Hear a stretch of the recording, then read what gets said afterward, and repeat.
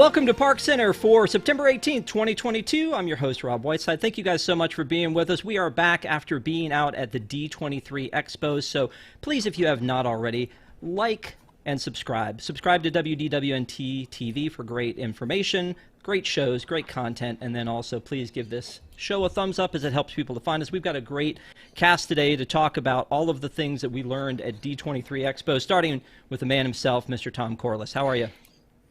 Good. How are you, sir? I'm doing great. Thanks for asking. That's Patrick a snazzy Hackett. hat. Ooh, You I like do it? like the hat. That's Thank really you. nice. 70 years of Imagineering. All right, It's Patrick. Sunday night. Rob, let's get ready to go. I'm ready. Let's do it, but not Rumble, because that's TM. And then our good friend Charlie from Disneyland. How are you, buddy? Good. How are you guys? Doing good. Thank you guys so much for being here. Again, we've been off for a couple weeks because we were at D23 Expo. Since then, you've heard Some of from us had to eat 22-inch hot dogs. Yeah, you have a Charlie rough and I life. had a 22-inch hot dog. Yeah. Something I've Lady never and the shared Tramp with did. another person. I feel like we're bonded for life now. Yeah. You kids, you crazy kids, and the things you do. So Anything goes at Horror Nights. you probably heard from a lot of people so far their thoughts on D23 Expo and the Parks panel and what things that Josh Chamorro talked about. And we're going to get to that in a second. But before we do, I want to talk about another set of panels that's coming for the October 1st. Is a very special anniversary for Epcot, 40 years of Epcot. Yeah. And Tom, you're throwing a little shindig for that, right? Don't we always? I mean, everyone knows the drill at this point. Surprise, everyone! Disney isn't really doing anything for Epcot's 40th. So here we come again with Celebration 40, which will be our two-day celebration of Epcot Center's 40th anniversary. It opened October 1st, 1982. And so we're going to celebrate, number one, on October 1st. We're going to have a bunch of free-to-attend meetups at Epcot. We're going to do some cool stuff from back in the 80s, some current stuff, and just it's a great opportunity to get together and meet some other Disney fans. I know we have plenty of people that come to events in the past, hang out at these, and then they become friends outside of it. They hang out all the time when they're here and all sorts of fun stuff like that. But then on October 2nd, we're going to move things indoors here at WDWNT Celebration for, at the moment, maybe more. There may not be. We don't know yet. This is all happening very quickly. But at the very least, we have two sets of very special guests that'll be presenting on October 2nd here in the studio. First up will be Don Dorsey and Mark Nichols, the creative team behind Illuminations, Reflections of Earth. So we're going to see, for those of you that missed our farewell to Illuminations on the day it closed, that event, we're going to relive some of that. But also Don is digging out some stuff that the public has never seen before, some ideas for shows that were going to be presented instead of Illuminations, Reflections of Earth. So these are the shows that were envisioned before Don came up with that show. And for the first time ever, the public's going to get to see those, which is exciting. And then secondly, someone I've always wanted to interview, a bucket list interview for me, former Imagineer Tim Delaney, who worked on a bunch of early concepts for Epcot in the 70s, worked on Spaceship Earth, Communicore, the exit of World of Motion. He did the Trans Center, and then of course was the project lead. It was his pavilion, the Living Seas. So that's our lineup so far. It's pretty exciting, and maybe we'll get to announce more. I'm not sure, but at the very least, that'll still be an incredible day. So first thing I have to say is if you're a WIGS member, the WDWNT Interglobe Society, whether you're a WIGS Ultra or a Club 33 level member, registration is open for you right now. The information's been posted to Patreon, which if you're not a member already, it's patreon.com/WDWNT. But the information to register and your discount is already available to you. And if you can't make it in person, well, for the entire world, whether you're a WIGS member or, general guest, a streaming ticket is already on sale, so you can stream all of those presentations on October 2nd, and all proceeds of this event do go to Give Kids the World Village. So we're not making any money on this as usual. It's really about just giving back to this community and doing something to mark these anniversaries, because Disney kind of doesn't anymore. So again, events.wdwnt.com is the place to go if you want to get that streaming ticket right now. It's $10 to stream the whole day, October 2nd. Unless you're a WIGS member, then it's only $5. So again, events.wdwnt.com. Yeah, I'm very excited. The 35th, I know that a lot of people went to the 35th from the blog. I didn't get to go to that, so I'm very excited to go down for the 40th, and of course that Don Dorsey presentation that he did for the end of Reflections. That was pretty fantastic. That Reflections of Forever event that you did. So the presentations are incredible. Yeah. You know, the ones we had for Epcot 30, it was amazing. You definitely should go. You should be there. And if not, stream it. Before we get into the content, though, we've got some super chats. This one I'm scratching my head about from William K99. I was going to write a smart aleck comment here, but my wife told me to behave. Thanks for all you do. William, thanks for the super chat. We appreciate you. Okay. I mean, you're gonna have to tell me what the smart aleck comment was at some point. WDW Mickey, best panel ever. I agree. It's a great panel. Great group of fellas here that we're going to be talking about a lot of cool stuff tonight. We'll see how and we then do. Jungle Cruiser. How much is Tom willing to pay for one of the taco barges from Harmonious, the biggest and most expensive prop? I mean, you could put you could put that at your place, right? Hideous. If it's hideous, this is a great rule of thumb in life. If it's hideous in a Disney park, it doesn't look better when you take it out. So that's one of the #1 lessons of Disney parks prop buying I can teach you is if it didn't look good there, it ain't gonna look good at home. It's not just the props; it's the merchandise and the apparel. There's a lot of stuff that you can get away with in a Disney park that if you leave that park, it immediately doesn't fit and doesn't work. So you should see I the looks totally I get in that. the elevator at my apartment complex with these shirts. They ask you about them, and you're like, "No, it's a Tom Corliss shirt," and they go, "Who?" No, I get like a double take. There's always like a double take. Like, what is this guy wearing? Is that mean guy from the internet? I think he lives in our building. The mean guy from the internet. Mean all right, man. so with the business out of the way, thank you guys again so much for joining us tonight. I wanted to start with the D23 Expo by talking, and maybe we'll talk in post-show about it gets worse every year as far as the event itself. I mean, it really does. And again, I feel like I'm a pretty positive person. I love going and getting the information, but it's just a beating. And especially this year with the reservation systems and the way they set everything up, it's almost like, I don't know. It was kind of a pain. We had a reservation for one of the panels that they gave us. So they had us register for like 45 things we wanted to do, and they gave us 3. And one of those things could have been none. Well, it could have been get a pennant or get a Pixar ball instead of actually going to a panel.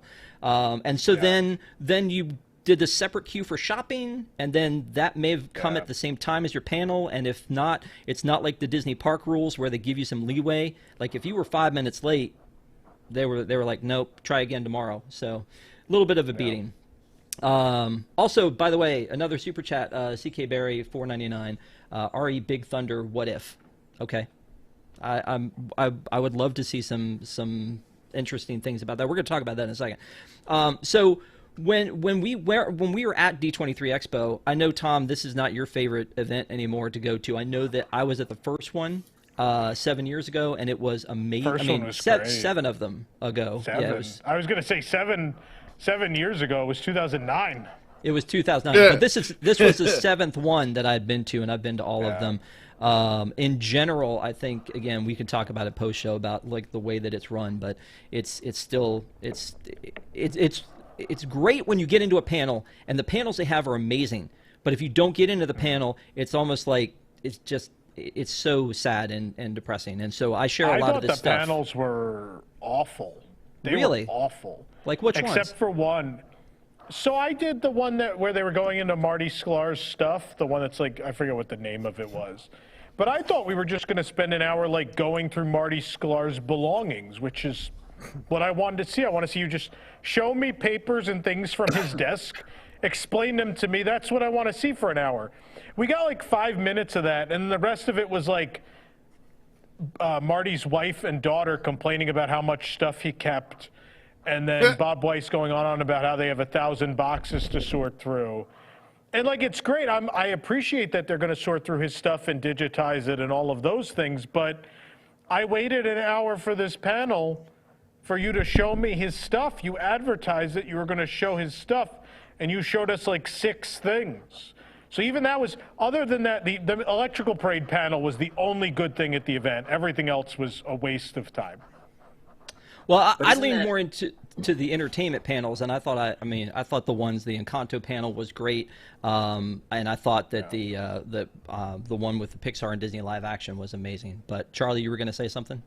Isn't that kind of what all the panels were? Like, we want to see this stuff. We know what projects you have in the works because there's giant tarps up everywhere. Like, just show us things instead of talking about, oh, we'll have more details to share on this in the future.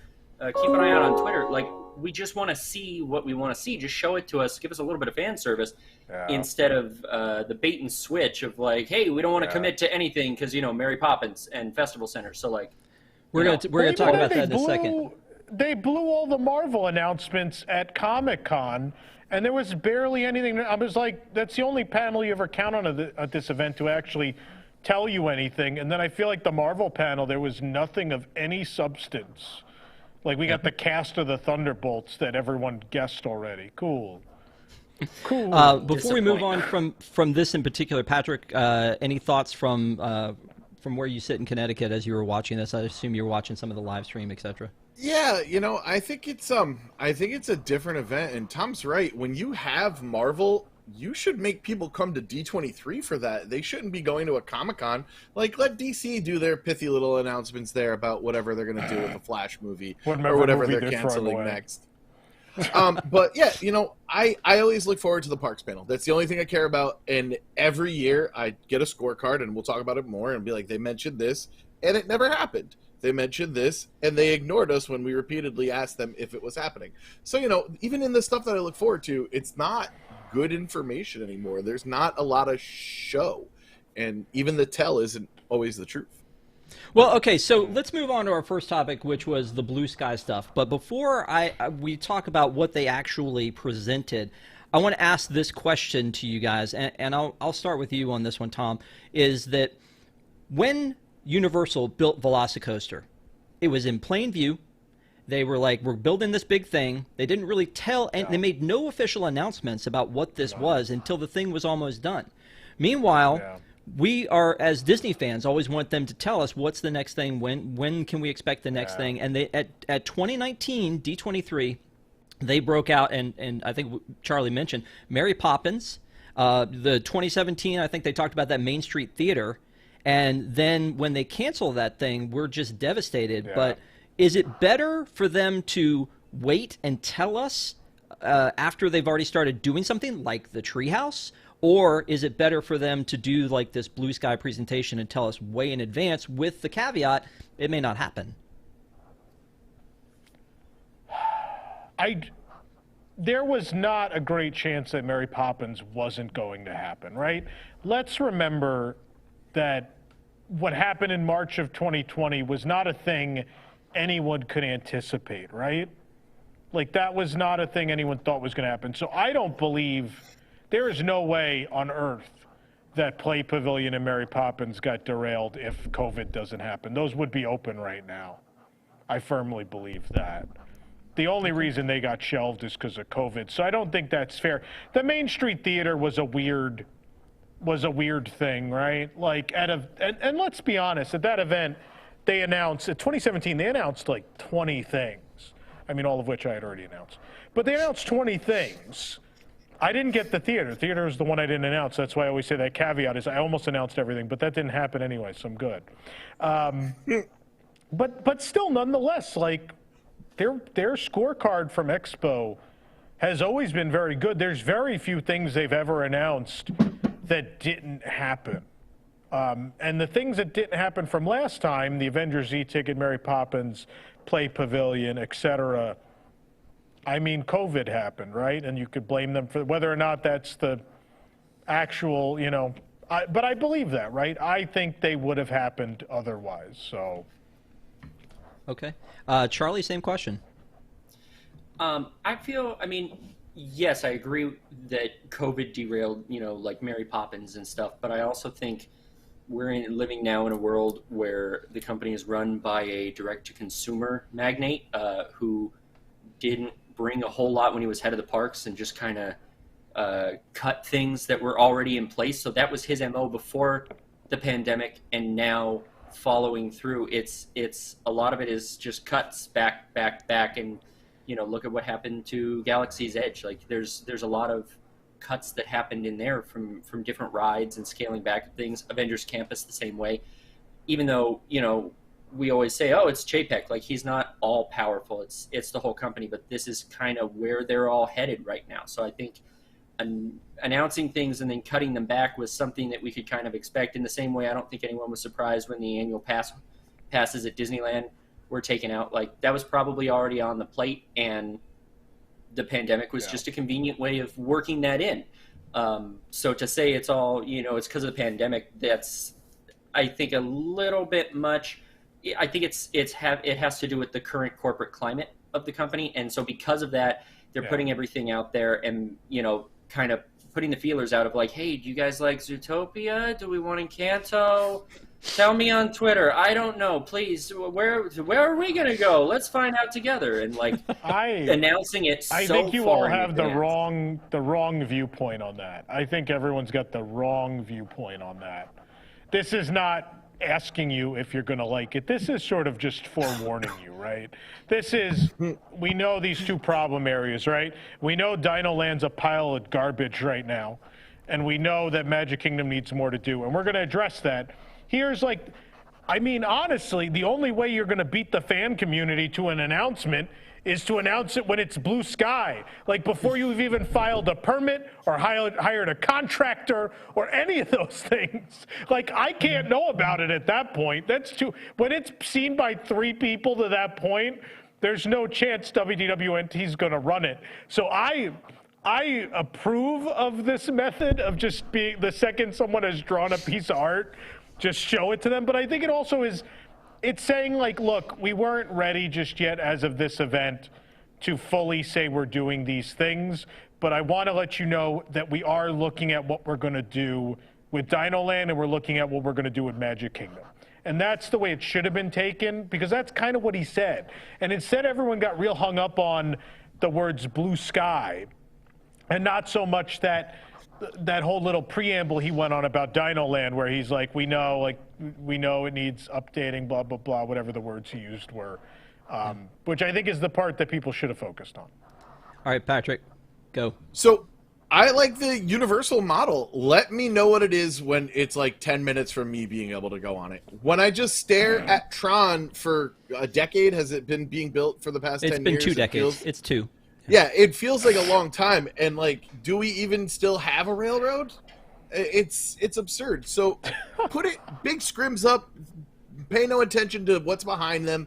And then when it's almost ready and it's testing and people are like screaming on it, let me know. They did a great job with, oh my God, I can't think of the actual name of the attraction. It hasn't come back yet. The Bell, the storybook gimmick there in New Fantasyland.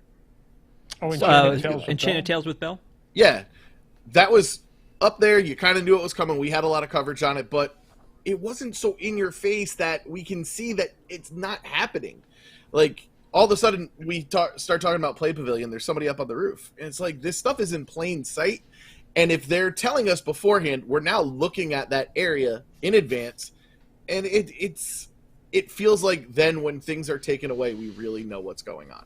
And they should let us do that and not have to worry about covering their own words for things like that. Hey, we're not affiliated. We can report on this news, that news, and the other news.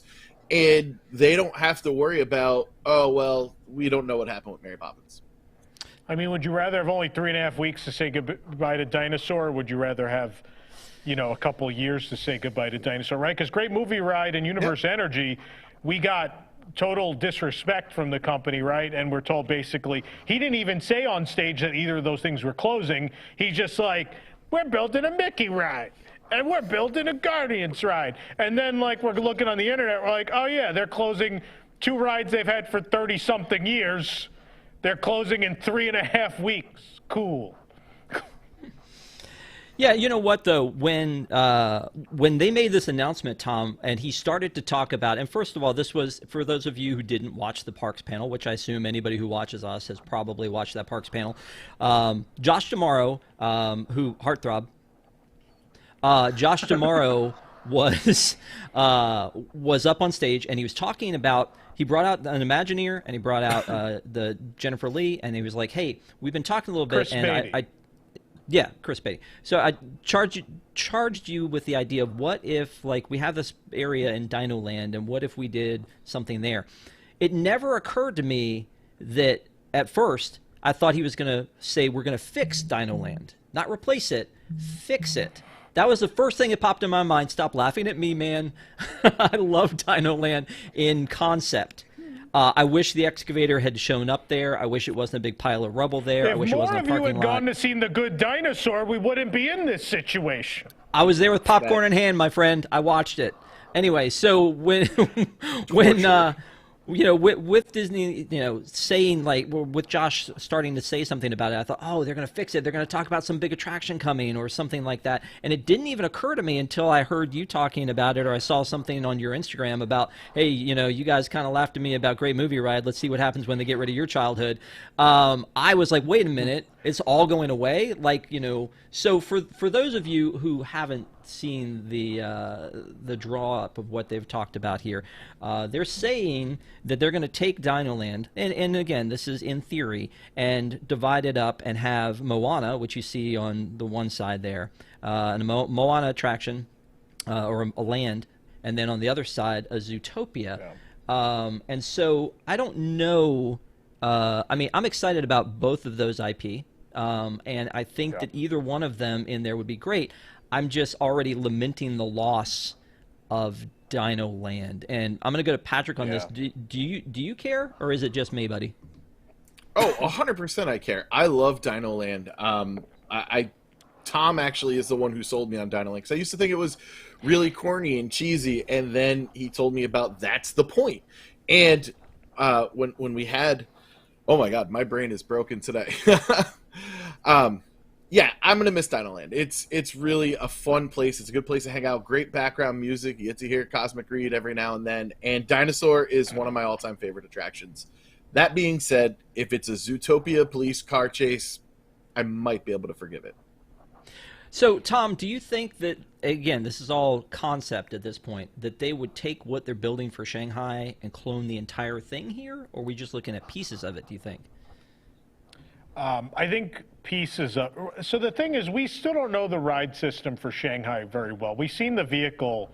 Doesn't look like an EMV to me. So the theory is, if you pull that art back up, the theory is that the Zootopia ride takes over Dinosaur. So that's... The way that land is split in this art is the way Dino Land is split now, into Dino-Rama and sort of the original Dino Land, right, which is Restaurantosaurus, Dinosaur, that side, the side that existed first. So Zootopia would be that side, right? Restaurantosaurus, Dinosaur. Dinosaur gets converted into the Zootopia ride. And then very clearly Dino-Rama is Moana. We can't spell Moana without Dino-Rama, right? And so there's a spinner that very clearly is Triceratops spin rethemed to something from Moana in that art, and then the plot that was Primeval World and a little beyond it is the boat ride, which I think is a good plan. I like everyone. I love Dinosaur, but I think I've always known with Dinosaur that ride was not going to last my entire life. It was too weird. It was connected to an IP that failed horribly. No one knew. The biggest problem was that guests didn't embrace it. Fans embraced it, but the average guest couldn't get behind it. The average guest walked in that land is like, I don't know where to go. Like, I don't know. There's a playground there, and then there's a bunch of trees. There's a crocodile. Okay, they have McDonald's here. What's this ride? No one's mentioned this ride. I don't know what it is. I'm going to stand at the entrance for 20 minutes and ask this cast member, is this a roller coaster? What is this? I don't know. And then they walk through Dino-Rama and they're like, oh, the county fair's in town. And Dino Land just doesn't work for people. It's below Disney standards, and otherwise the average guest, I think, is just so confused by the overall. And, right, there's no animal exhibits either, right? So in the rest of Animal Kingdom, people, I think, have a more open mind because there's animals to see. They're willing to take that leap. And in Dino Land, I don't think they understand what's going on. I don't think they have a clue what they're supposed to be doing. I think that you said nobody really cares. Don cares because I think he gets royalties every time they play Walk the Dinosaur. So that's one thing. But I mean, I love that loop, but they killed that loop for Dino Bash anyway. So. Well, I loved taking our kids into like the Dino Dig. I thought that was always a lot of fun. I think that playground was kind of neat again for kids, but again, that's just for kids. It's one of those things that, you know, if you go in without kids, you probably get, you know, a cease and desist for being in there. But when you go into to the Dinorama, yeah, it was kind of sort of just a fair, and I get what they were trying to do there is make it on the cheap and, you know, that kind of thing. So there was something that was lacking charm there. Dinosaur, I loved the idea. A lot of people talked about this becoming an Indiana Jones land at some point. I loved the idea that it was different from the one in California, that you could have a different experience on that same ride system in two different places. So if they're going to replace it with, you know, a very similar, you know, ride vehicle, but do something different than what they're planning on Shanghai, that would be interesting. Do you think I that think based it's just on an overlay, based on the space that the Moana boat ride looks like it might take, does the Theater in the Wild survive this?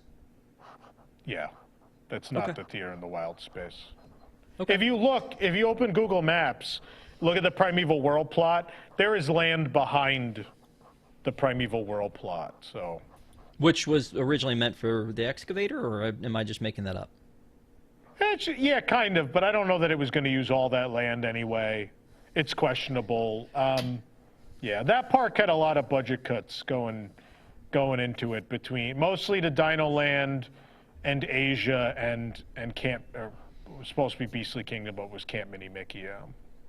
Well, so the thing that bothers me about this is that I've wanted a Zootopia to be in Animal Kingdom for so long, but I really felt like it should be up where the conservation station is, because you've got some leftover land from that where they didn't use for Kali, where the Tiger River Run, was that what it's supposed to be called, was supposed to be bigger. Yeah. And then you've got, you know, I think it would have been great to take take the T-Train, exactly, and have that be part of the Zootopia experience, and have it be out of sight of the rest of it, because a lot of people have said Zootopia doesn't really fit because it's not that organic feel that everything else in Dino Land, I mean not Dino Land, in Animal Kingdom has.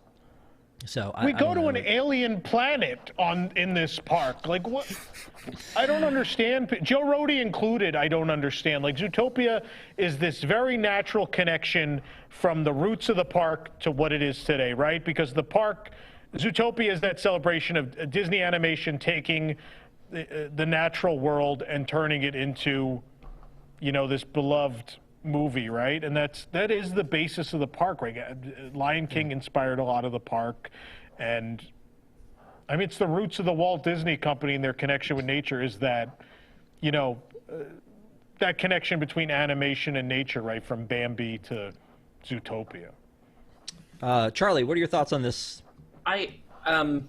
So far as Dinosaur, and this is a separate issue, I love Dinosaur.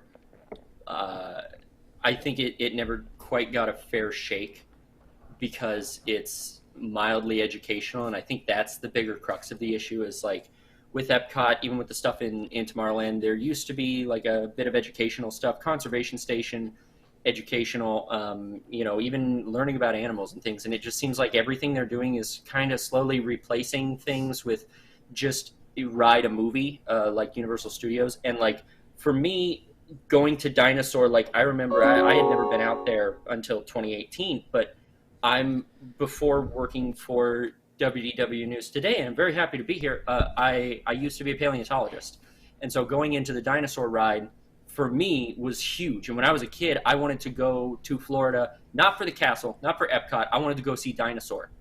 And when I finally did get to see it in 2018, it was incredible. It's so well done.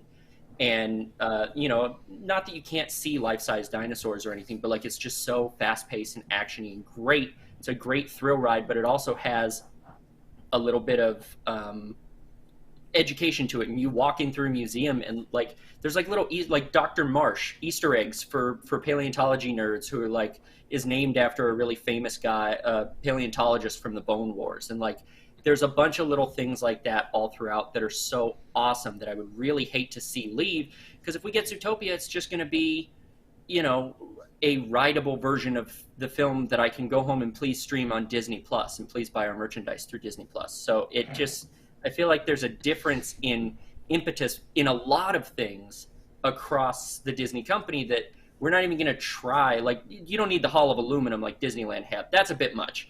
But like, you know, let's give them a little bit of something to jog your mind and make you think and learn something new. And I feel like all of that is being replaced by things that are easier because you don't want to have to worry about it. Well, first of all, congrats on a ParksCenter first. I used to be a paleontologist, never said on this show ever. So congratulations for that. That's awesome. Secondly, William K, $10 super chat. Charlie is the best. Charlie #1. So thank you, William K. I guess you owe him half that super chat back. I guess. Yeah. Yeah, for sure. But I agree with you. I mean, it's different, and I mean, I don't know. But I would say though, the challenge is you take our Disney bubble or your paleontologist connection out of that whole scenario, and you talk to man on the street. And you say, hey, your kids are going to have an opportunity to go visit Judy Hopps in Zootopia. They would be like, yes, please. And you're like, or you can visit Aladar, and they'd be like, not even a choice. So I think that's kind of what we kind of come back to about original stories and all that. I think that's what it is. I don't think it's. I don't think it really necessarily got a fair shake because of that. Because it wasn't associated with an IP. It's not going to be as popular. And trying to cram Dinosaur in there, which even, I love dinosaur stuff, and even I'm not a fan of that movie.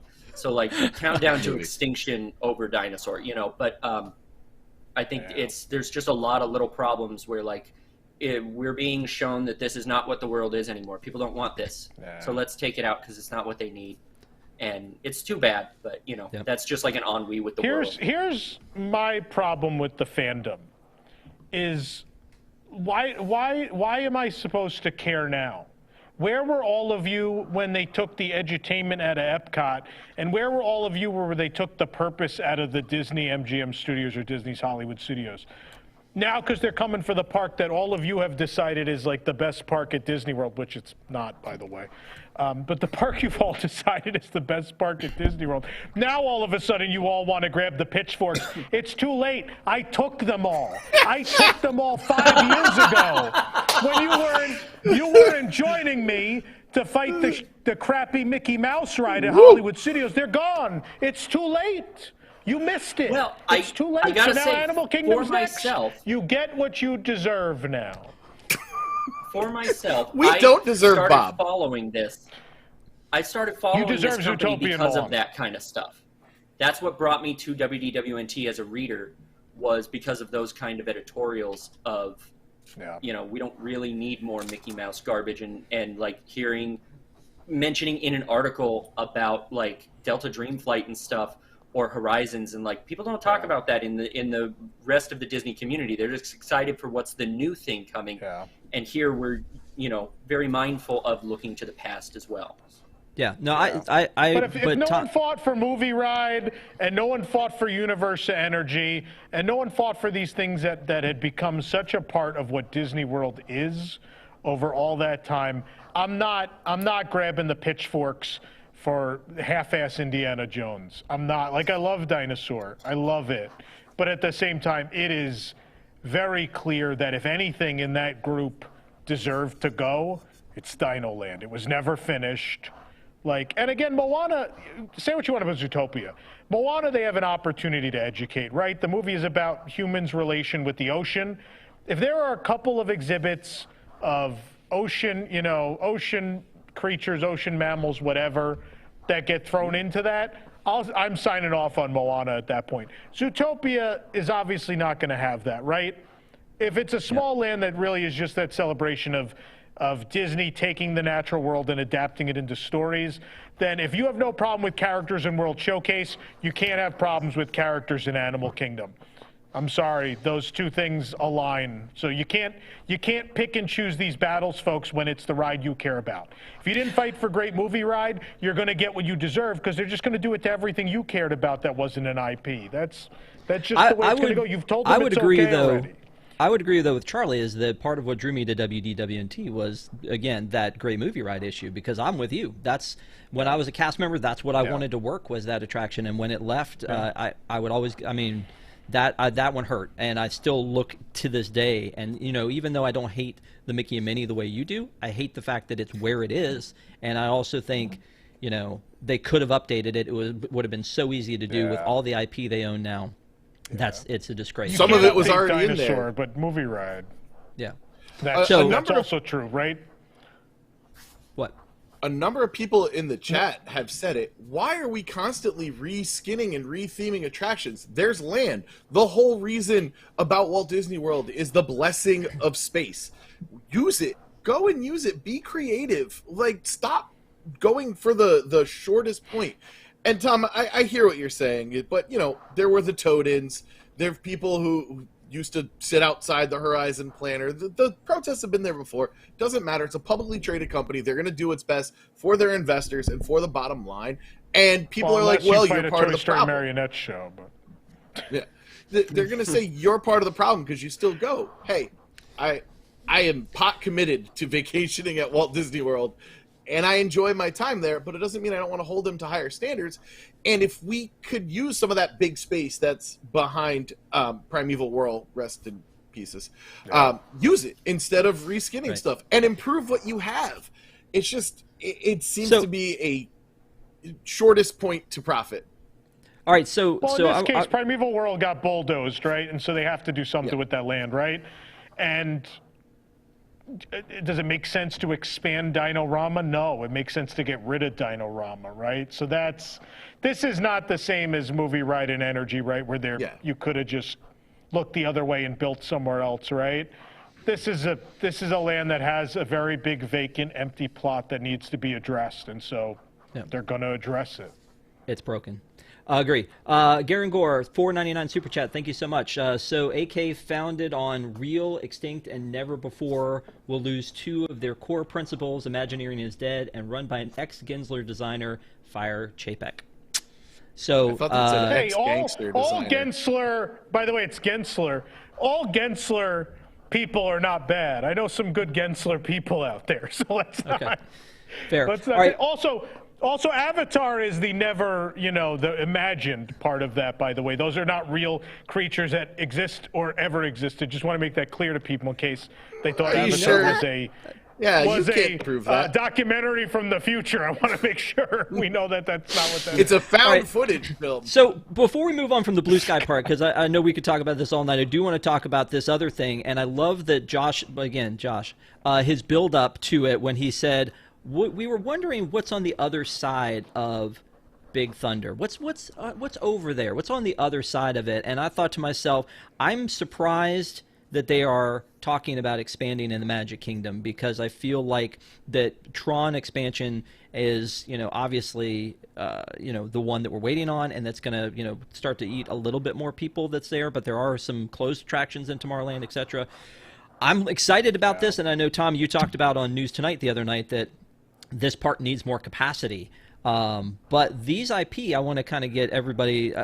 I was excited about this. I was excited about this idea as over the hill that there might be a little village like from Coco, and that there might be Casita from Encanto, and then in the distance we might get villains. And I love the idea, and we've talked about in the past, and I know Jason mentioned it again the other night, that if they had built a fifth gate, would it have been a villains park? And that would have been a really cool thing to do.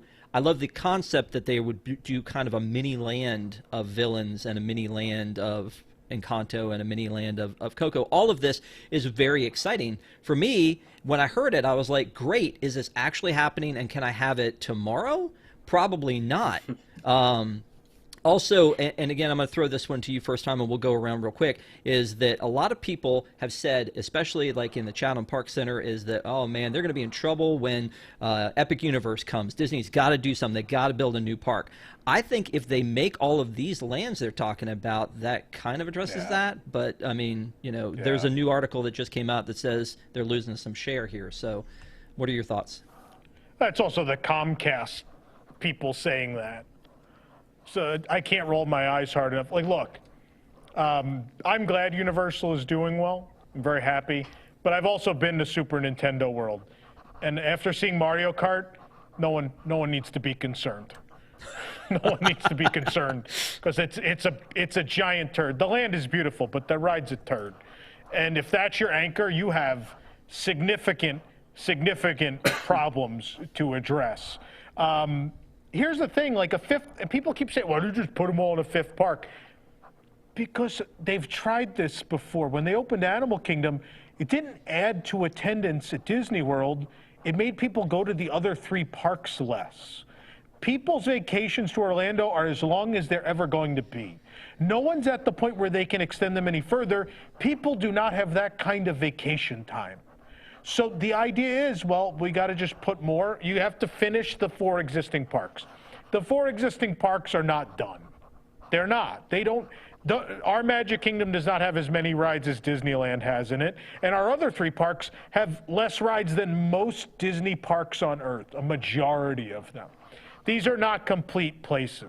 A lot of them are still, it's arguable that the other 3 are still half-day parks. Epcot used to be a full day, but not anymore. So all the expansion has to happen in the parks for now, at least until, if we ever get to the point at which they feel done, and they don't, right? Because even after Magic Kingdom does this, Tomorrowland is going to need more overhauling. There's going to be a lot of stuff there to address. This is the right thing to do, right? You've said we don't want to overcrowd our parks. Well, if we don't want to overcrowd our parks, then how do we sell more admission? Well, the answer is build more rides. If you build more rides, you could sell more admission, and the park will feel as crowded as it feels now at your new supposed limits. And this is what you want. You've also now got, very briefly, I know I'm using a lot of time, I'm going to say, like, there's now the incentive to build new rides because we've realized that Lightning Lane sells really well at new rides. And so it turns out if you build new rides, you get to sell all sorts of Lightning Lanes to people. And if the ride's good, you sell even more of them because they want to do it more than once in a trip.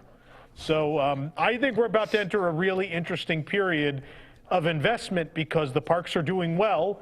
We have someone with a brain in charge of the division, and there's economic reasons to continue to build. So I think maybe we're at a turning point here. When you talk about Lightning Lane, I like to do my impression of Patrick Hackett at Rise of the Resistance. There we go. Patrick, what do you have to say about this? Man, I love the idea of expanding out past Big Thunder. I really like it. I think it's a great idea. I think those are good attractions. I think they'll end up being timeless IP. I mean, Encanto's been a smash. Coco, I think, is Pixar's best. And everybody is always clamoring for the villains. I think having them off in the distance, so far away from the castle, like geographically as well, it's a really great idea. And I think that Josh said it, and it looked really pretty when he said it. So, you know. All right, Charlie, what are your thoughts, buddy? So I think, just to respond to Tom, stop comparing everything to Disneyland. You're never going to be as good as us, ever. It's just not going to happen. Ouch. How about you want to compare to Tokyo? Because I've got some bad news for you, buddy. No. We're talking America. We're talking America. Let's not go crazy. But, I agree with what you mean, that just keep working on the 4 parks that you have. I think it's a different way of visiting, though, like Disney World versus Disneyland or something else. Even over at Universal, it's like you're here, you have these 2 parks, that's what you're going to do, that's it. Disney World, there's so much, and there's downtown or Disney Springs and the hotels to tour. Like, you have to split your time. So having a half-day park here and there where you can kind of bop back and forth, especially when you're paying for the hotel room, you can go back to the hotel, hit the pool, whatever. I think it's just a different business model. But I think what is going to change with Epic Universe, the sleeper hit, and I think what they really should be afraid of, is that Universal Monsters Land. That's geared towards adults, and I know Disney's kind of dipping their toes into it and don't want to fully commit, but like Disney adults are here to stay. And building Star Wars Land, like, that's not really for kids. Like, there's no 4-year-olds who are like, I'm going to pay for that Lightning Lane on Rise of Resistance, and I'm going to drop $200 for the lightsaber. That's all for people like me, who, like, I have my son in tow, but, like, I'm here for me and you be quiet. And I think Avengers Campus is a lot like that too, with the exception of the characters. But, like, there's you have to be like 10 or 12 to really appreciate the Spider-Man ride, and that's kind of all we got. And then there's a beer bar there, and like the best food in the land is shawarma. Like, it's a little different. So I think Epic Universe bringing in the monsters area is going to be more telling even than like How to Train Your Dragon, because that's testing out here. Can we give adults an entire area and make it still profitable and really popular? I think that's what's going to pop off. Do you and think that's villains? It's I think a villains response is to the monsters. direct answer. I absolutely think it's a That's direct what it is. response. Yeah. And that's why putting it out there this far in advance, I think they're waiting to see on Twitter. I really think they're waiting to hear from us about, is this what you guys want? Like, is there enough press? Are we going to do this? So I think they're waiting to see how It was the biggest reaction of the off. day. Yeah. The biggest reaction in that testing room. the waters. Yeah. And that's what it is. That reaction is what's going to sell, not a Villains mini land. That's going to sell a Villains land expansion. I think doing a mini land is something that any regional park can do. It's one themed building with an eatery. Well, we could just pull Encanto out of the middle, right? We'll just move that one out. But like and the Coco ride sounds awesome. It's cool, and that fits in Frontierland. But Let's just build those two. Let's give those two more room and just push Casita. Like, just push that out of there. Put it in Adventureland in the jungles of Colombia, not in the Arizona desert. Make it a hotel. Just make it a hotel. You could charge people, thousands of dollars for a 2-day experience where you live in the world of Encanto. I'm down. Yeah. Let's go. Yeah, let's go ahead. That would be cool. Do that. Yeah, but I mean, the crowd though. Whether they can be trusted, Tom, the crowd in that room went wild when they talked about Encanto. So, and I feel like that's something that it feels like a lot of people Oh, it want, wasn't the wild they went for Coco and Villains, though. Villains, I mean, Villains was a whole nother level yeah. of response. Yeah. Yep. All right, so let's move on from this and talk about the updates we got. When we were talking about this on ParksCenter and looking at our predictions, a lot of the predictions I had were we're going to get a lot of timetable updates. We're going to get, like, we got in 2019, we got, hey, we were calling it the Wish, or we're opening this up at this time. And so I felt like there was going to be a lot of that. And there were some of those things. We got updates on, you know, the Mandalorian coming into Galaxy's Edge in California was something they talked about at Star Wars Celebration. So I wasn't shocked when that happened, but I was impressed that they brought him out on stage, and so you got to see him at that point. The same thing with the Exo project. I mean, we kind of knew that's where they were going. I didn't know they were that far along. So that was exciting that they could actually bring that out. While we're talking about that, one thing I want to talk about too is that in years past with the panels, sometimes when they do the shtick, it doesn't work. And I feel like Josh really is on his toes when he's presenting, that he can really like make the shtick work. There was something weird. It's as if he's a human being. Do you remember when they brought this guy's a human being? Do you remember when they brought Iron Man out that one year and like the interaction was like trash? They had Mark Ruffalo come on and say, or the opening of Avengers Campus, or Galaxy's Edge for that matter. Like that whole thing was kind of a train wreck too. Being in Avengers Campus any day.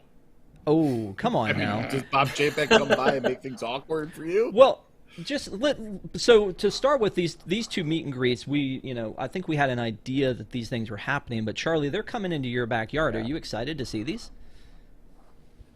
I'm really excited to get it over with. I don't like standing in Avengers Campus just hoping it's going to happen every day. Like, I really wish instead of like, yeah, it's coming next week. Oh, no, not this week, next week, the week after the next week.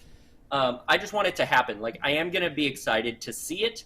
I think it's going to be really cool. I'm a little nervous about his walking through a crowd. It gets crazy crowded in Avengers Campus. And, like, they have security called for when Thor and Loki get together. Like, it stops traffic through the entire land.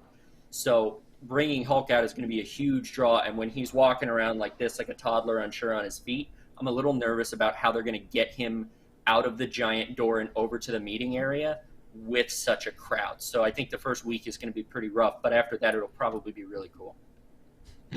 I like that your go-to is, this is my job, and it's driving me nuts.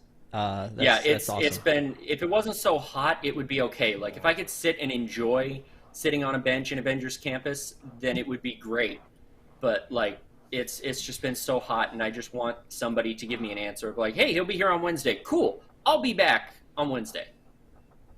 Yeah. You know, but that's an industry thing. So, Patrick, I don't know if you care about Hulk, or if you care about Baby Grogu coming to the parks. Are you excited about either of these? Of course I do. Yeah, Okay. I'm very excited. People are going on about like Hulk looks weird. I think it looks pretty good. I think it's a good looking thing. You know, it's not going to be perfect. Getting Grogu, I don't know why we're only saying Disneyland. Did I miss a point in time when they said it's coming here? Because we need that. No, it's Like, no. Oh. Tom would like to comment on that. No, it's cute how you think we're gonna pay for things here. No, that's California. Well, but plus, I think you mentioned this on News Tonight the other night, that Star Cruiser requires you to be in a certain timeline, whereas in They could California put him in launch they can bay, pretend though, like, right? Yeah. why You is could that go still in there? launch bay. Yeah, I guess so. They also talked about Tron coming spring 2023. I feel like none of us are surprised by that. Yeah. We've been saying March forever. It's March of next year. And it's cool that they had footage of Josh riding Tron. So we know humans can exist on it already. That's exciting. He's about the biggest human that'll fit too, so that's appropriate. Well, I'm a little jealous that he got to ride it, but for some reason it's okay when it's Josh. You know, he gets a pass. I'm glad he's having a good time. And he said over and over again, he seemed very, and I'm sorry for the love fest, but Patrick and I have man crushes on Josh tomorrow. But the idea that he got to, you know, he kept saying, I understand I have the coolest job in the world. Or that he kept thanking the cast members or thanking the guests that were, you know, in the room. All of that just, you know, again, makes me feel like there were some things he said. I think we loved him from the get-go. I think when he came to shake hands when they reopened the park in Disney Springs in Florida, that was great. I know that he's reached out to you, Tom, with an olive branch, and I think that there's a lot of things we've been positive about. There's been a couple things negative, obviously, that we've heard. A couple lit them eat cake moments that he's had. A couple of lightning lane remarks, right, for the most part, yeah. But I think in general, as I'm looking there, and he was standing there and Favreau was standing next to him, I was like, I could see these two running this company. Yeah. So, you know, I really feel like that they, you know, that he was great. I stopped him on the show floor to get a picture with him, and he took the time, and so it was really cool. And then I sent it immediately to And Patrick, you just looked thrilled to be there. I saw that picture. You were so I was starstruck you couldn't even form an expression. I was like, oh my gosh, it's him. Well, because the folks in Florida, like I heard Eric say the other night, he's met him multiple times. It's like, oh, sorry. I mean, you know, he doesn't swing by Nashville all that often. So when I get to see him in Anaheim, I was pretty excited. But I think in general, the you know, the announcements they made, we knew that they announced years ago that there would eventually be 7 ships, and so I was a little bit surprised. 7. Tom, yeah, 7. Yeah, 7. Tom, I don't know if you were surprised that they announced the name of a ship that I don't know how far into the process they are with this one or not, but the Treasure was announced as being the 6th Disney ship. Did that surprise you? It's supposed to be 2 years away, right? But I remember of course, immediately, you know, we're on the second cruise on the Wish, and all anyone wants to talk about is, what do you think the next ship is? And immediately a bunch of us were like, it's got to be like the Adventureland ship, right? And I was like, well, they're like, well, what do you think the atrium is? I said, I think it's Aladdin. And then here we go, Disney Treasure, Aladdin Atrium. And I think we're going to get a C bar. I'm holding out hope. Society of Explorers and Adventurers bar. I think at the very least we're getting a Haunted Mansion bar based on that teaser ad. But I am very excited. I love Disney Cruise Line. The Wish is not my favorite ship, but a boat that might be sort of Adventureland-y in theme, I'm on board. I'm excited. Just so different from the other 4 that the other 5 that I'm very excited. Cool.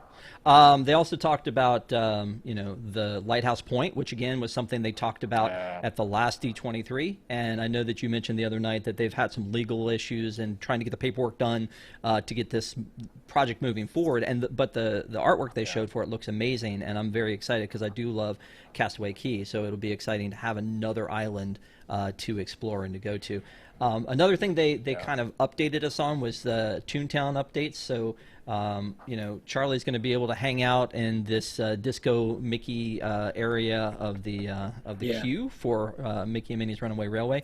And that's I'm just going to move into that area, and that's where you'll find me. Everyone can come and visit and like bring me clean clothes and stuff because I don't plan to leave that room in the queue with the Mouser size record and the Mickey Disco record. Yeah. Just leave me there. I mean, who wants to go on that ride? I mean, the queue looks better than the ride. I think, again, I'm excited to the fact this isn't replacing anything. We're adding. That's great. They're adding to, we lost the gag factory, but, other than that, we're getting this entire new attraction there. So this is fun. Like, I'm all on board for this one. And then, again, this El Capitan angle that they're taking with it, I think is pretty exciting. And Charlie, I'm gonna go back to you again on this though, because you've seen what they're looking at for Toontown. I know that I feel like they're making some good adjustments with the restaurants. I think that how those are set up, but Goofy's house is opening again. Donald's house is going to be a little bit more interactive. Anything that you're happy, sad about? The restaurants aren't really changing any. They took away the Clarabelle's ice cream because they already have a Clarabelle's ice cream across the street. But it's just the exact same thing. It's like Daisy's Diner again, but it has mobile order this time, and it's instead of Goofy's Gas Market, it's Pluto's Good Boy Market. So I think it worked. I don't think we really needed it. If you're up there, you're gonna get chicken tenders. So let's not build a nice big sit down, Liberty Tree Tavern or anything, because like you're just gonna get chicken tenders, and that you're up there for kids, and everybody else is gonna go somewhere else. So I think that works, and having more play areas for kids. At the Halloween season with Redwood Challenge Trail over at DCA being shut down, as a parent, I really feel that lack of run around, burn off your churro energy space. So having that up in Toontown to run around and, play in Goofy's house again is really great, and Splash Park at Donald's.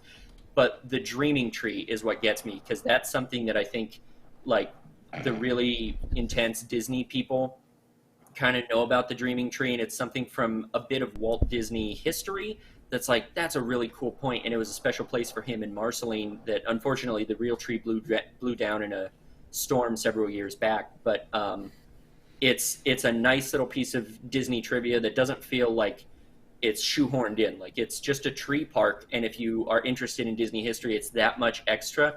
That's a nice little touch, and I think that's kind of what I'm missing from a lot of the other things. That's just a nicety and something I think we needed in that area after that entire half of the land had been shut down. Can we leave that part of the park open past 6 p.m. when they finally reopen it, or? It all depends on the fireworks, I think, to be honest. And like, if they do it only on weekends still, I would be okay with that. Like, project the Mickey's Mix Magic or whatever on Main Street and don't do the fireworks, because you'll find me up there at 8:30, 9 o'clock with my son being like, we're going to get in the car. Please go to run around. I want you to go to sleep by the time we're on the 5. Like, just go. And I think that's a great idea to have it open at night, and with the fountain that comes to life at night and everything, it's going to be a destination later in the evening. There's a lot of those play areas that have gone away. I mean, obviously the Honey, I Shrunk the Kids playground that used to exist in Hollywood Studios, and we're going to probably lose a lot of that playground space from Dino Land, and then there was the little playground area in the Toontown in Magic Kingdom, or the Mickey's Toontown Fair in Magic Kingdom.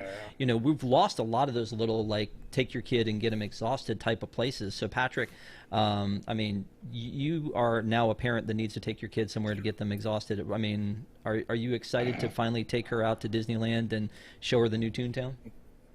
I'm very excited. We have been keeping from her that I was able to go to Disneyland. We've almost dropped the hint a couple times. Surprise, she's on tonight! Oh, I'm just kidding.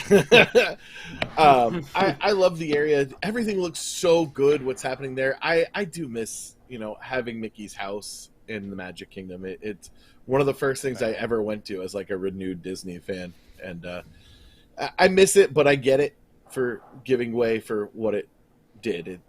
It's better now, but yeah. And speaking of Disneyland again, it's something we knew was happening. And Tom, I don't know if this was officially announced or you just called it early, but the 100 Years of Wonder I called it overlay. Early, yeah. So I mean, this and World of Color, yeah. Did you already know about World of Color changing? On the Thursday before the event, we announced World of Color. Gotcha. Yeah. Okay. You were in travel mode. You missed it. I missed it.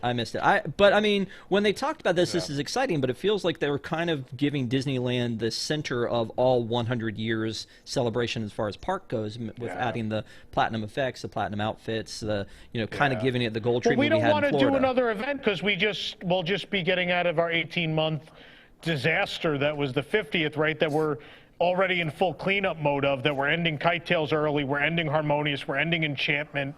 Like we clearly, like, Josh Tomorrow has waved the white flag on the 50th, realizing again he wasn't in charge yet, right? Like, it wasn't his doing, but he's like, you know what, this, after this 50th is over, clean slate, dump those goddamn barges in the trash compactor, because I'm starting fresh. I don't want any of these lingering Chapek mistakes. Add him to water pageant.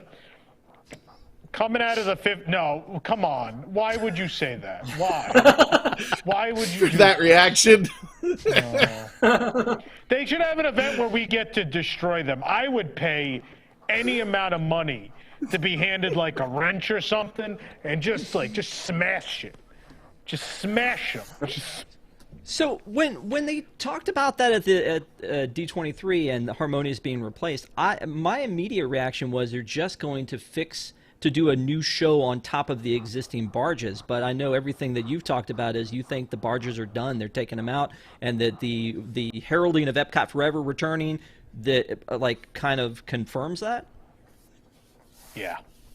You don't need an interim show if you're doing that, right? Because let's look back through history, right? Wishes into Happily Ever After, overnight. Happily Ever After into Enchantment, overnight. Illuminations, Reflections of Earth into Epcot Forever was overnight also. You don't need an interim show if you can just flip a switch, right? And you needing several months to make changes means all new infrastructure. So my money is that the barges are dead. I'm just shocked because I feel like those barges could be salvaged in some way, shape, or form. And I get what you're saying. But they're ugly. And I know you may have hinted that you felt that way about it. I wasn't sure, but now we know. I think everyone feels that way. Is there anyone who doesn't feel that way, that they don't ruin the lagoon? I think even people that like Harmonious will agree with you on that. Yeah, it definitely didn't look like the artwork of what it would look like with the fountains on during the day. Yeah. I mean, it's almost like... That is like the Rocket Rods moment of Disney World history, where you just knew everything wasn't going to be okay. That was just like when Rocket Rods, when the tires start popping and people are like, oh, that's not good. I feel like when the first time they flipped on those daytime fountains was like when everyone in Florida looked at each other and went, well, that's not good.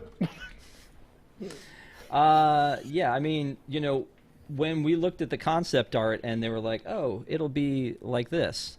I was like, oh, okay, that'll be interesting. That's going to look kind of pretty during the day. And it really looked more like a dime store squirt gun instead. So, yeah, I mean, again, I think looking at those barges and knowing that they probably cost insane amount of money to make, the idea that they would just trash them, to me, seems like maybe a hard sell, but I'm not saying I would miss them if they go away. Rob, it's a new day. Okay. It's a new day. That's why you should all be optimistic. All right, so this was one of the things, and I think you said that you were not anticipating that they would go this far as to remove Harmonious. This was a surprise for you. Yeah. Okay. Yeah. One of the other surprises, which I think that Josh did a horrible job of, and Patrick, I am so sorry to say bad things about our boy, but I know. Believe me, it's tough for me too, is when he was talking about Journey into Imagination, and he was saying, let's move on over to Journey into Imagination, and he shows the building that I worked in the background, and I'm like, this is the thing that Coach was like, we're going to get that announcement. We're going to get that. I'm like, dude, you are high as hell right now. We are not getting that announcement. And then he was like, I was like, oh my gosh, maybe this is it. Maybe we're getting that announcement. And he's like, there's going to be a Figment meet and greet. Now, I'm excited about that, but Patrick, did you watch this, and did you think the same thing? And what do we need to do about Josh and his delivery on these kind of things? He's breaking my heart. This is something you noted before, is that he always does. They do need to work on the shtick a little bit, and when you see that, you think, oh God, it's coming. It's finally, they're going to fix it. They're going to take care of what you've been waiting. You know, Tom talked about, we didn't care when they came for Runaway Railway. And I think the fear of Figment and always feeling like every trip was my last ride. I was like, is this going to be a Phineas and Ferb attraction someday? Is it Inside Out? Figment is going to be gone eventually. But now there's the meet and greet. I'm wondering what it's going to look like. Is it going to be like a giant kaiju Figment? Or is it, you know, like a robot Figment like we saw with Grogu a little bit? Yeah, that Figment. Okay, that's probably the one. That's what we all really want. That's what we want. Yeah, I'm excited. I hope that it means more love is coming to the pavilion.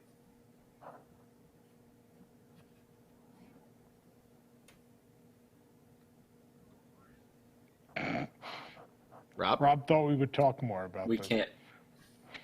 We can't hear you. Sorry.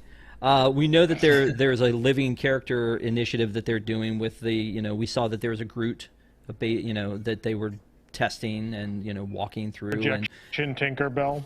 Yeah, exactly. So there's a lot of these things that they've played around with. I think this is great. I think it's high time that they do it with one of their own characters. I mean, let's take it a step further and bring the Orange Bird to life. Let's do it. I mean, I'm ready. Yeah, that's I'll fly out for that. Should do.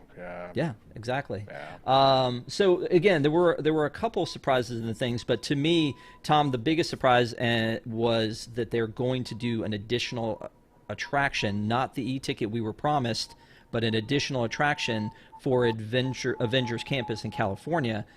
This one looks amazing. This to me was one of the bigger announcements that came out of this because I wasn't expecting it, and it looks like it's going to be pretty cool. How are you feeling about that one? My only takeaway is that it looks more interesting than any Avengers ride they've built to this point, right? Because Web Slingers is pretty blah, and Flight Force in Paris is pretty blah. And I always just feel like it's because like they won't commit to giving you what you want, right? Like you want to see all these characters, and you want to see villains. You want to get caught in the midst of a battle with villains you actually like care about, right? So it's like a Spider-Man ride. Who's the villain? Tiny weird robots that children built. Oh no! And then like the Flight Force, it's like, who's the villain? Kree missiles. Oh no! And finally now we get Thanos. It's a different Thanos, but it's still Thanos, right? So we get a villain that everyone actually wants to see the Avengers fight, and you get to see a lot of Avengers that you want to see. And so as a premise, as a story and a concept, this is a big improvement. What is the ride? What is the ride system? We don't know any of that. So that remains to be seen. I hope it's not a bunch of screens, but we'll see. Well, one of the things that, and I'm going to stop real quick and say that we have a super chat from WDW Mickey, $5. Thank you so much. New screens for Phantasmic, ? Michael Sullivan in chat. So, you know, that was one of the things that I was actually surprised about, is that for Phantasmic that they didn't actually announce, because I thought they were going to. I thought that was one of the things we knew ahead of time, is that they were going to announce Phantasmic was actually going to be happening. But I think that this is probably in reference to the Harmonious barges, maybe, that they could be new screens for Phantasmic. They're going away. We'll just pick them up and carry them over there, no problem. But so with Avengers Campus, Patrick, when you went to California by yourself without your family and your daughter, breaking her little heart when she finds out that Daddy went without her, you looked at Avengers Campus. Did you feel like, hey, this is a land that could use a little something else? Yes. 100% that's a land that can use a little something else. I walked around it. I got to experience what I got to experience, and I'm like, this is kind of small, and it felt like we were saying like almost a mini land. And I think that e-ticket is really what's missing. Is this going to be that e-ticket? We'll see. It does need something else. It needs something else. It feels like it just kind of ends. And I think that's what we're talking about with a lot of these blue sky expansions, is expanding beyond the boundary a little bit and just making the world feel a little more whole. Yeah, I think this, Charlie, this probably means the end of the red car. But also, what do you think about this? Is this going to be something that you can get behind? I mean, and 100%. Anything. Can they add a third shawarma cart right in front of it? Yeah, I mean, I keep petitioning them to put one on my corner, and they just tell me stop writing. I don't know why. But no, I think I'm kind of going to take the opposite angle of Tom. I don't like that it's Thanos. I was really excited about the ride they had before, and I understand the tech doesn't work satisfactorily, but the villain in that was going to be the Brood, which are these like swarming alien species that are a long time antagonist to the Kree and the Skrulls, and I think that would be really cool, and it's something that's not necessarily from the films. There are so many great villains in Marvel, even ones that we've already seen and ones from the comics. Like, there's so many great villains, and we just keep going back to the one big one that we had, you know, like Thanos was good, but it's like after like 10 years of this, and then, you know, this ride's going to be around for another 10 or 15 years. Now it's like 25 years later, you're like, you remember when I got that huge touchdown in high school? Like, yeah, okay, buddy. You're 45 now. It's not as impressive anymore. We've heard about it. Wow. And I kind of want to see, like, Thanos is cool, but like, oh, now he's King Thanos. This isn't just a regular Thanos. This is the next level Thanos. And so, like, but give us something new. Give us something, like, I agree that there's no real villains in the other attractions, and I kind of want a real villain, but like, let's pull out the Brood. Give us or a even Celestial. Like, oh no, Ultron. I love the Eternals. Give us more things from the most boring movie that's ever been produced, please. Let's give us this more back. Eternals. It should have been an Eternals ride. An Eternals e-ticket. Eternals. That's what everyone wants. Nobody liked the Eternals, but the Celestials are awesome, and there's so much to do there. Even if, like, you know, if you bring out like Ego from Guardians 2, like his bigger, badder brother or something, another Celestial. I bring out Ego every day. Oh, we're talking about the guy. Yeah. But like, there are so many things, and I don't understand when I saw they were doing the Brood. I was like, this is a great idea. You're using the catalog that you paid a lot of money for. Even if they were to come out and be like, oh, you know, Spider-Man's fighting over here, now Green Goblin is attacking over here, and, you know, granted, that's more of a Spider-Man-centric land, but at least it's a new villain, something that we could really work with that's not Kevin just the same Feige told us this was a new villain. He said, this is not Thanos, this is King Thanos. This is the Thanos that won. Who won? Yeah, this is the one that we've never met before. This one won, but then did not retire to house at Lighthouse Point. Yeah. Man, but okay, I think here's the other thing. Sorry, go ahead. I think the real issue is that with Marvel villains, you can't top what they have in Universal Islands of Adventure with Doctor Doom. It's just pitch perfect for a villain. I'm sorry, Doctor Doom? Yeah, it's free. Doctor Doom's Deerfall? Yeah. It's just amazing. I think they should build a ride where the villains are the Sinister Six. You could have Doc Ock, you could have not Venom, that's too good. Have like Girl Venom, and then you could have like you leave that attraction Electro alone. in a weird spandex suit, and Hobgoblin, not Green Goblin, but Hobgoblin. You show some respect. The guy made of water, and then like that would be. I mean, that's still the best Marvel ride. I think that's not a Guardians of the Galaxy. So. Oh yeah. I mean, I love Spider-Man. It's the only reason I have a Universal Annual Pass. I don't like anything else there that's not a roller coaster, so...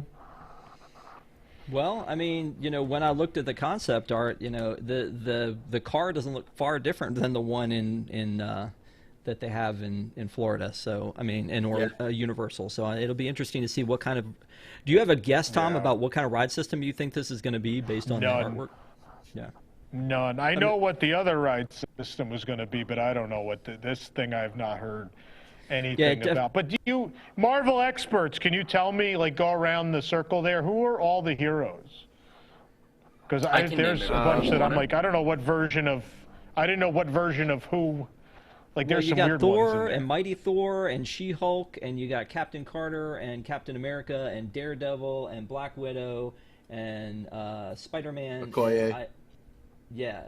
And then you've got the what was that weird thing that they did with Captain Hydra Carter? Stomper. Yeah, exactly. So he's over there. And then there's Man-Thing. Yeah, he's the only one that's not from Disney Plus. Man-Thing. What's Man-Thing? What the hell is the one that looks like a thing, Tom? He looks like Cthulhu. Right over top of Spider-Man's head. Yeah.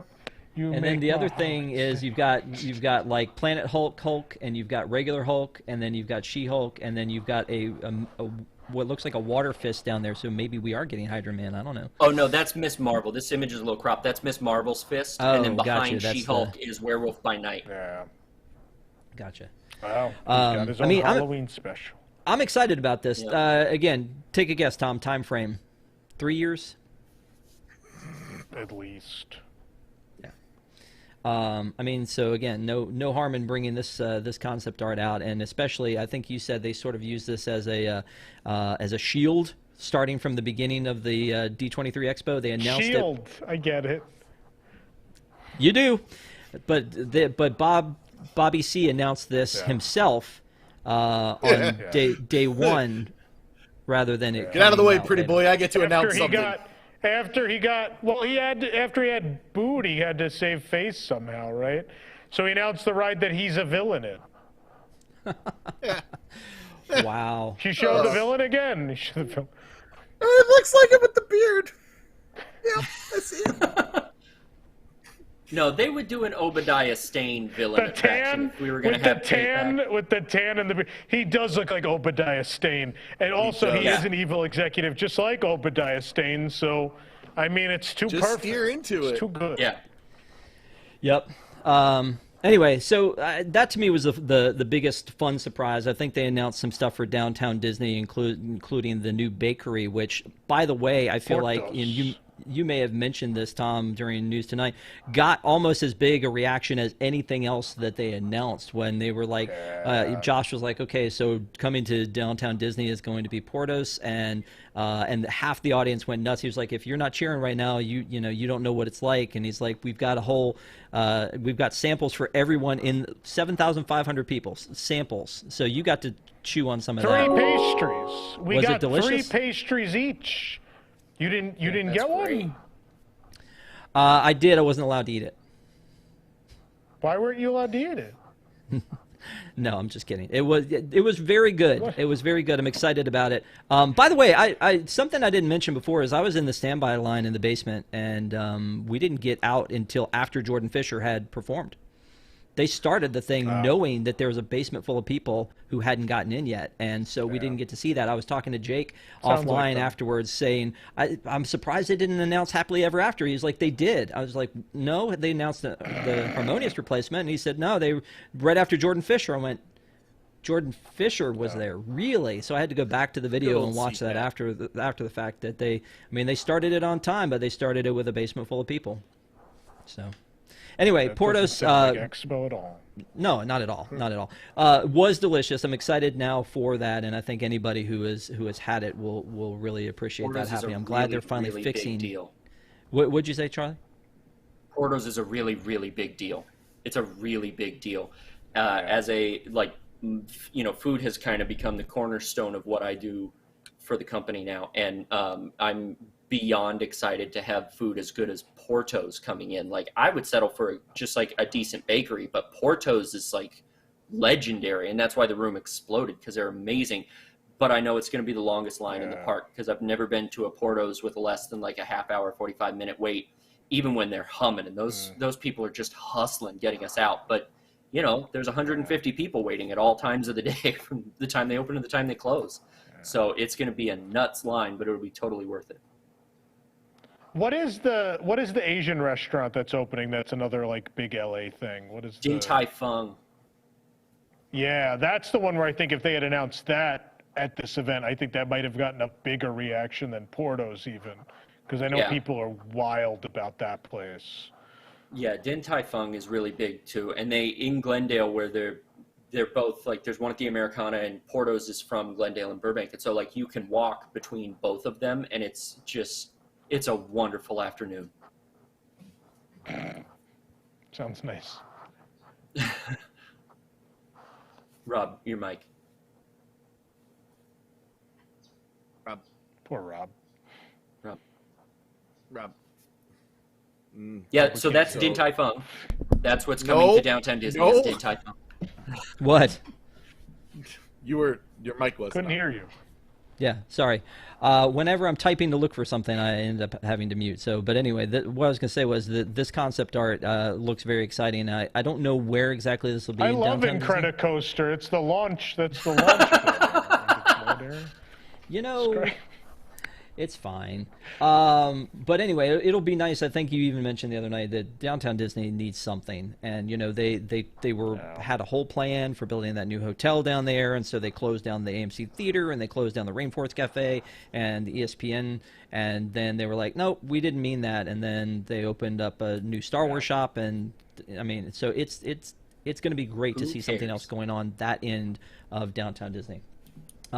So let's move on to things missing, because Tom, I know you wrote an article about this for the blog, but you know, when we talked about D23 Productions last time, we were talking about things that we expected to happen. And Charlie, I definitely think one of them that we expected to happen was them to say something about the treehouse. I mean, it's like we talked about with the Velocicoaster. It's right there. You can see that it's closed. You can see there are tarps around it. You can see there's scaffolding. You can see there's something happening. Yeah. So. But I think also, like, because of the high winds we had recently, they pulled the tarps down. And so I got to actually take a look inside with a nice zoom lens. They haven't done anything much yet. Like, they haven't taken the ropes off of the rope bridge. Even though it's surrounded by scaffolding, there's still ropes up on the not the rope bridge, but like the walkways and stuff. Like, there's still ropes up. The bar that they painted Mind Thy Head, still untouched. Like, there's still a boat sitting on top of the tree for Tarzan. They haven't really done a whole lot, and I'm kind of scratching my head as to why, because I hear them working in there, and I don't know what they're sawing at, because everything that they would saw at is still there. They were really quick to get rid of that tree and the bridge. Like, that went out really fast, so I know it can be done. I just don't know what the holdup is with the rest of it. And that's the announcement I was hoping for and expecting, because it's like, this is something that can't be canceled. It's already halfway done. That's the only safe announcement you can make, is something will be happening. Here's the theme. Here's a piece of concept art, whatever. We know that's coming. So I was kind of expecting that to be like number one and just be an easy, mulligan for us. That and Magic Bands. I was kind of expecting the two of those to be the Disneyland announcements, and also that Mickey and Minnie's is still on the way. And then beyond that, we don't say anything. Wait, what's this mean, buddy? What are you doing here? It means the Magic Bands. It just means they didn't want to talk about those things. That's it. They didn't. Disneyland very clearly, right? Disneyland had a focus that they are the center of the 100 Years of Wonder celebration, right? And so marketing decided, we really don't want to announce anything beyond early 23 because we want people to come for that. So they decided, like Avengers, they had to announce, right, because that was a makeup, right? That was, okay, we're not building that other thing because you guys know that already, because we literally ripped the art off the walls at the Marvel Hotel in Paris. So you're aware we're not building this thing. So we got to tell you something. But other than that, it was very clear that it was like, Disneyland, we got nothing to talk about beyond early 2023, right? We're going to tell you about San Francisco, because that work's going to start soon, and that's going to be a quick project. We're going to tell you about the fireworks and World of Color, because those are early next year. Magic Happens back early next year.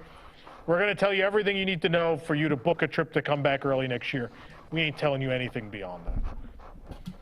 Charlie, let me ask you about this, because I feel like California people have a very specific reaction to this one way or another. Mm-hmm. Oh, no.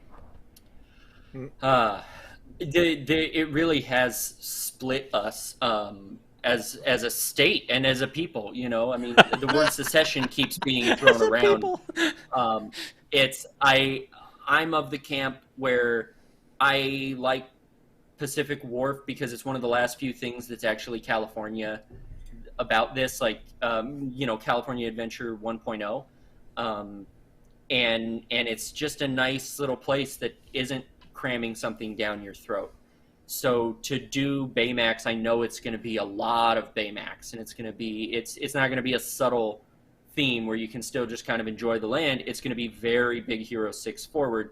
And I know there's a real market for that. It's just not for me. So I'm personally not very excited about the IP. I'm not really looking forward to it. And if you want to redo that as like a San Francisco area Chinatown or something to keep it with California, I think that would be better because it's a California adventure, and doing the Golden Gate Bridge and stuff I think is going to look really cool. I would love for Lucky Fortune Cookery to get a new menu because I would really like some good Chinese food there. But and there's the other thing. Lucky Fortune is very good. Come on, I Tom. like Lucky Fortune Cookery. Wait, do we need to do this again? I feel like we need to do this again. Is there a battle? Oh. I actually just ate at Lucky Fortune Cookery, and the Szechuan chicken is legitimately, I think, the spiciest Disney park dish on earth. I love it. Possibly, yeah. It is spicy. I think it was good. It's been a long quality. time since I've had anything good there. I'll go and give it another shot.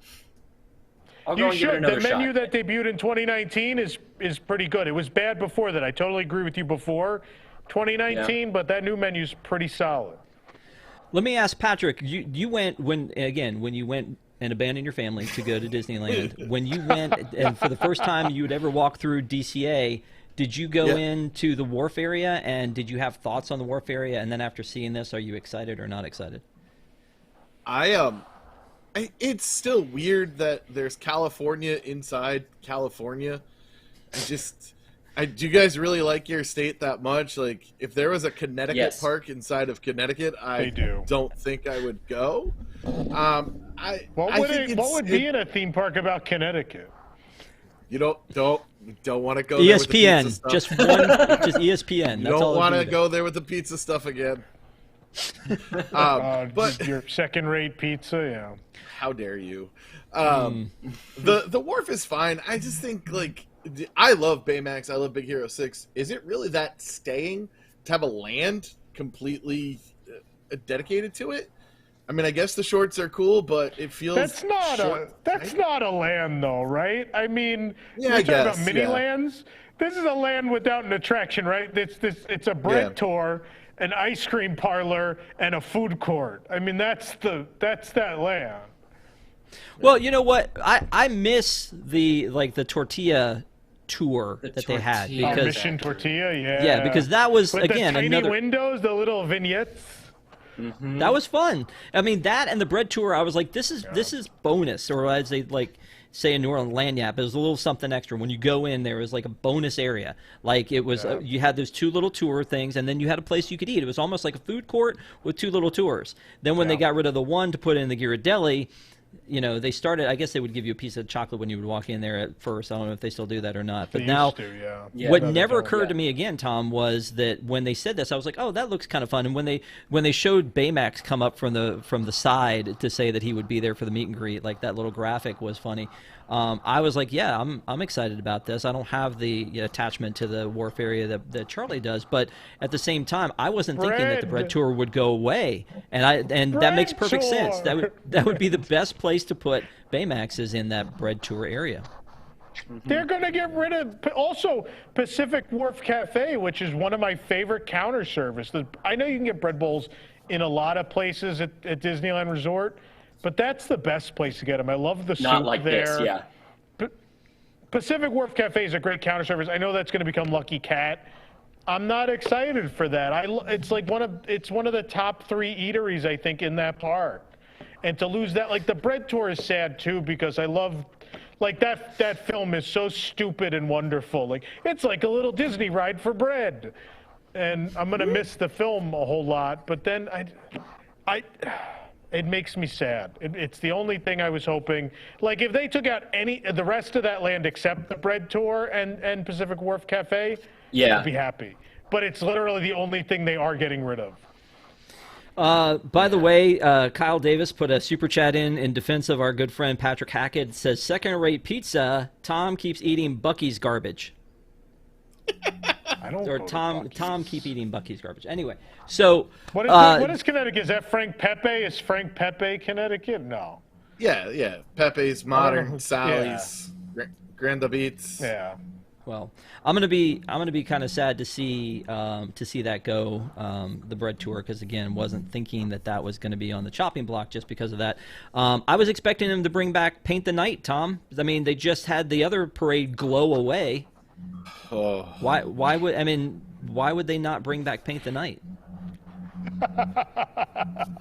Like I told you before, they weren't willing to talk about anything that's later than early next year. And whatever nighttime parade's going to run next year is going to be a summer run.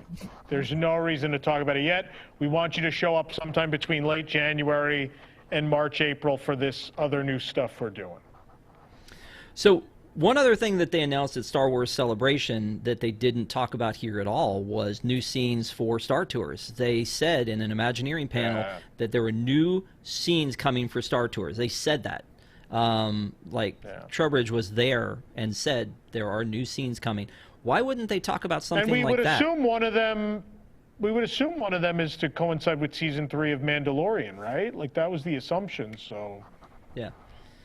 I don't know. That just seemed like a slam dunk that they would talk about that. Also, just out of curiosity, because I was hoping that they would bring this up, they didn't talk about any of the countries this time. I was really thinking this was the Aladdin announcement for Morocco. You're like, why would you think that, Rob? I feel like that they would talk. The only thing we were expecting that they didn't talk about was People Mover. Like, that was the big surprise. But then we realized again when they didn't talk about the treehouse either, it was like, oh, they really don't want to talk about anything further out than next year. When Bobby C was in charge of this division, he added the products part to this division. I don't really feel like the only thing that felt like product discussion was Lena Bell. Do you feel like that there should have been more discussion of That's still product? Parks and Resorts, though. Okay, so then no, because no one cares about it. He did a good 15 minutes on Target stores last time, so I guess I was wondering why they left Bob that Chapek out. didn't know how to read. He could read a room about as well as he could, read a boardroom. So it didn't surprise me that he brought the Target dog out like an imbecile. So, Fun times. Okay. Well, again. Hey guys, we're gonna close the Disney stores, but you can go to Target and they're gonna put these cardboard castles on top of the shelves, and it'll be just like a Disney store. Yeah. You said ahead of time you didn't think they would talk about the Play Pavilion, and they didn't. The DuckTales announcement, that's still something we're not going to see, or not? Yeah. I think it's still coming. I just think they don't want to talk about it. Where's Wondrous China? I mean, that's something they announced 4 movies. Might be dead. They filmed it. It's filmed. So, I don't know. Woody's Roundup Barbecue? They started working on the facade this week. Yeah, but they didn't really talk about that, right? I think he was very conscious. He's like, we're not going to talk about this little garbage, right? He kept it all very big picture. Nothing was small scale. It's like, I'm not going to waste my time. I'm not going to talk about Magic Band Plus. I'm not going to talk about Star Tours updates. I'm not going to talk about the Treehouse. I don't want to talk about any of these little things. I'm going to keep this very big picture, right? Everything was very big picture projects. I think it was conscious. He's like, I've got 90 minutes and I got more enough to talk about. I don't need to lose 20 minutes to all this stuff that either is already announced, like a Toy Story restaurant we've already announced. We're not going to show you more art. More art doesn't really exist. Like, let's just keep it moving. They didn't even talk about, I was amazed, he didn't talk about DVC. DVC was left out. So DVC, you know what they did? They just announced the name of the Disneyland Villas at a booth. You just walked by the booth and the logo was just there. It's like, oh, there it is. They don't even want to, they're not even giving them presentation time. So to that point, at the very end of his presentation, he talked about everything and he showed a timeline on the screen. And then at the last second, he added other things to the timeline. So this is the timeline that he put up on the screen, and it had some pieces of it that were empty. And then when he said that, and you know, to your point, the DVC thing is listed there in the middle for 2023. That little D logo that's in there, but and then Polynesian DVC got 2024. Yeah. Yeah. So this is the other thing that they did talk about that we knew they were going to talk about, and they talked about it for a long time, was the Tiana Bayou Adventure coming, and so they had a huge musical performance by Nika Nani Rose. She did 2 songs. They brought out Imagineers to talk about it, the whole deal. And I know that you were very underwhelmed by that thing in particular because of all the things they could have shown. They showed how they're toying around with light and smoke. Yeah, that was a weird decision. That was a weird. The animatronics are done. Why no one wanted to show them, I don't understand. That would have been the thing to show. Or the Tiana's Palace or Place restaurant that they're building at Disneyland. Like, why didn't we show that? Like, I'm sure art exists for it. Why were we so unwilling to show that? I don't understand. Like, they showed the wrong thing. Like, the musical performance was great, and the model on the show floor was great. And then they got on stage, and it's like they didn't know what to talk about.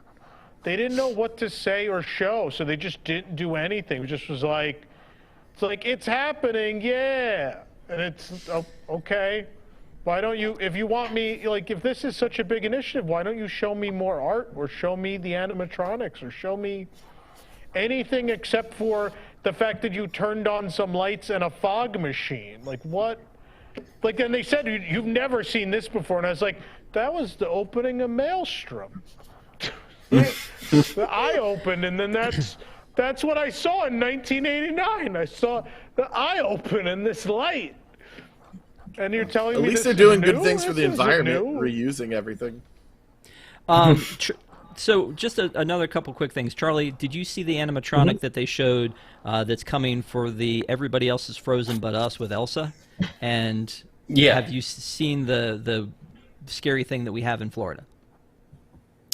Yes. At the time I went on the ride in Florida and I was really impressed by it. And I was like, wow, this is amazing what they can do. Because I'm used to Snow White, who's like this, and that's all we get. So seeing her just lift her hands was a big treat for me. And then I was like, wow, this is amazing what they can do with this stuff. And then I saw what they're doing with Belle and everything. And it's like, oh, okay, well, we're a little bit further along than I thought we were. And, hopefully all of this research and all these things that they're putting out everywhere else, they're going to work out the kinks and then bring it back home. That's what I'm hoping in my heart. You get in my OLC sweet, to pay naive for heart it, yeah. that's not broken yet. Yeah. Get OLC just to take pay the for all technology. the development. Well, I got to tell you, the first time I saw those animatronics with the projection faces, I was a little bit. I actually was pro.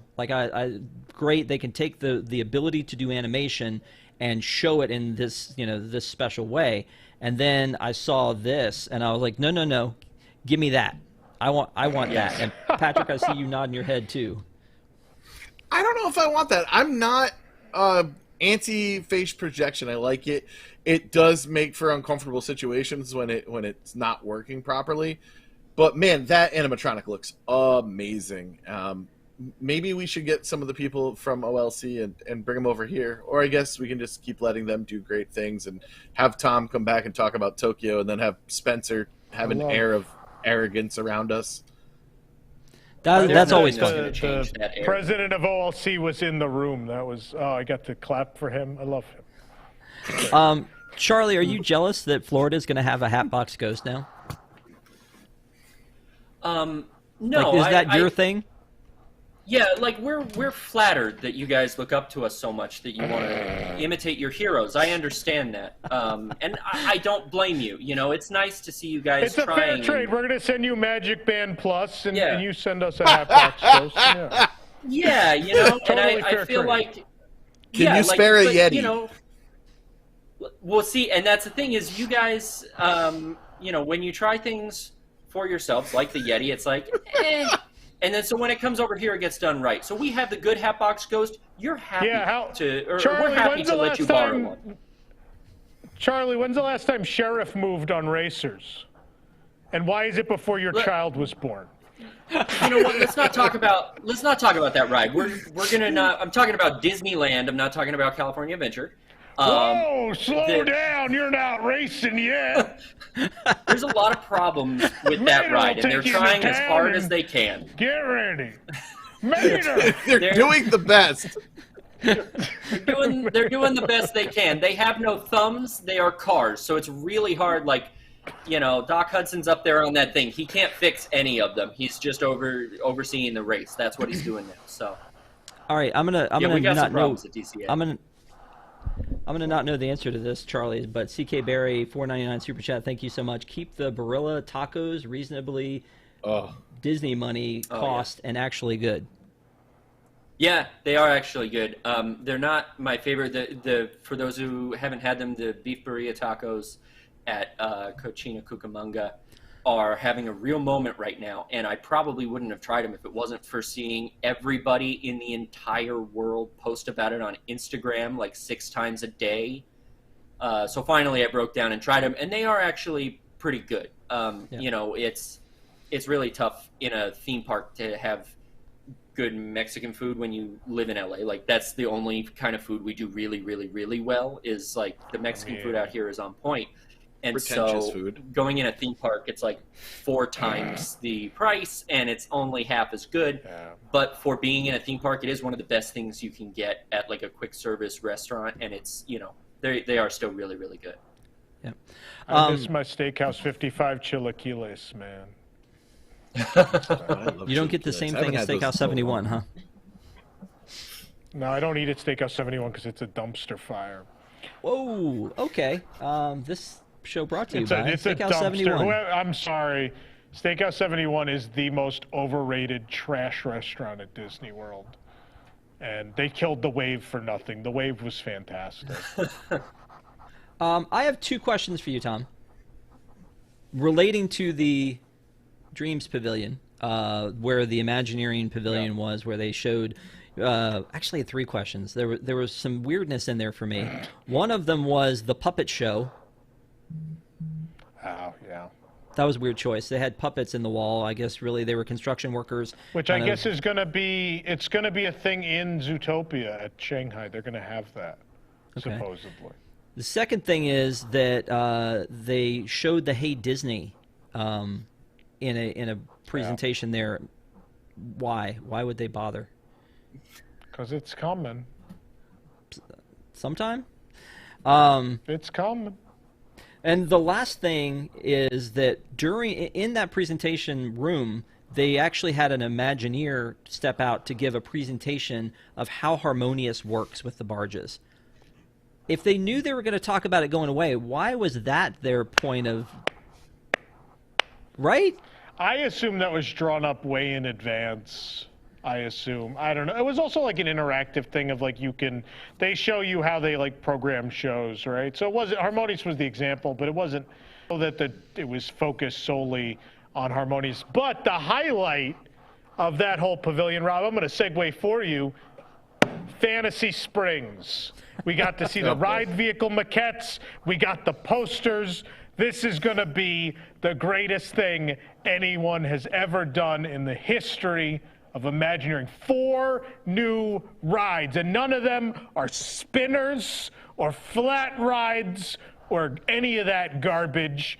4 actual new rides.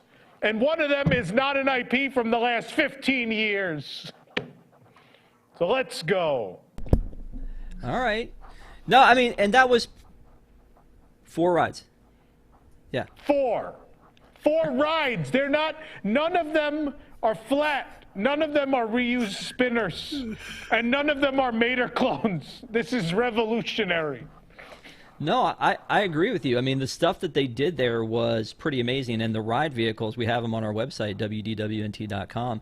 You can see these and the care that was taken to putting them together. The the Tangled, the Frozen, the Tinkerbell, and so the one from that the Peter Pan attraction. vehicle is man. Yeah. The Tinkerbell one too. Yeah. Yeah, So they're super one's really detailed, cute. very cool. Yeah.